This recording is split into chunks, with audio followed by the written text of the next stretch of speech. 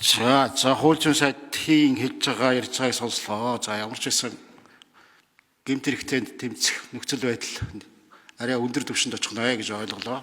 За их хурлын гишүүд бид ч гэсэн ер нь бол одоо юун төлөө 126 гишүүнтэй болсон мэлээ. Тэгээ тойрог уралгоноос 7-8 гишүүд байгаа.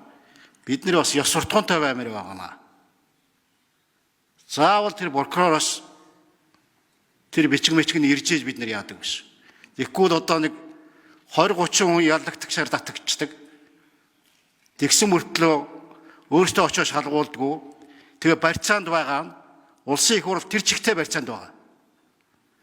Нөгөө талаар тэр нүүрсний өшөө бас юмд холбогдсон хүмүүс бол ганцхан бид нар л эндээ мэдгүй байгаагаас биш манай хоёр гүршүүл бүгдийг мэдчихэж шүү дээ. Энэ одоо бидний энэ их хурлыг